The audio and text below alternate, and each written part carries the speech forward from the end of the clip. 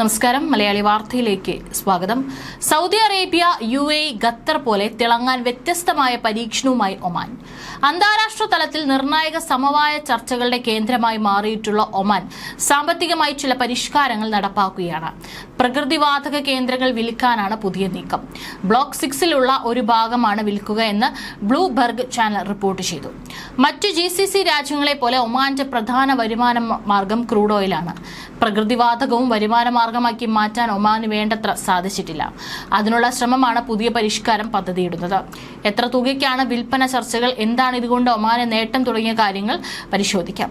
മലയാളി പ്രവാസികൾ ഏറെയുള്ള രാജ്യമാണ് ഒമാൻ. ഇവിടെയുള്ള സാമ്പത്തിക പരിഷ്കാരങ്ങൾ സ്വാഭാവികമായും പ്രവാസികളും ആകാംക്ഷയോടെയാണ് നോക്കുന്നത്.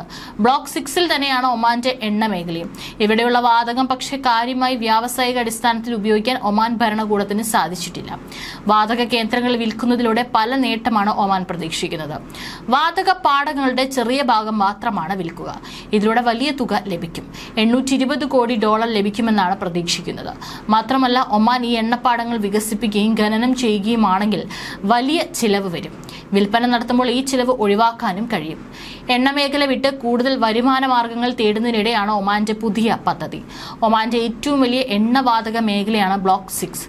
10.7 ട്രില്യൺ ക്യൂബിക് ഫീറ്റ് വാതകം ഇവിടെ ഉണ്ടെന്നാണ് കരുതുന്നതെന്നും വുഡ് മെക്കൻസിയിലെ അനലിസ്റ്റ് ദലിയ സലീം പറയുന്നു. വാതകത്തിൽ നിന്ന് ലഭിക്കുന്നതിനേക്കാൾ 4 ഇരട്ടി വരുമാനം ഒമാന് കിട്ടുന്നത് ക്രൂഡ് ഓയിൽ നിന്നാണ്. ഇതിനൊപ്പം വാതക മേഖല കൂടി ഖനനക്ഷമമാക്കിയാൽ വരുമാനം ഇരട്ടിയാക്കാം. സൗദി അറേബ്യയും UAE, ഖത്തറും ലോക സമാധാനത്തിന് വേണ്ടി വഹിക്കുന്ന പങ്ക് പലതവണ വാർത്തയായതാണ്. റഷ്യ-യുക്രൈൻ യുദ്ധം അവസാനിപ്പിക്കാൻ UAEയും സൗദിയും നിരവധി ചർച്ചകൾ നടത്തുന്നുണ്ട്.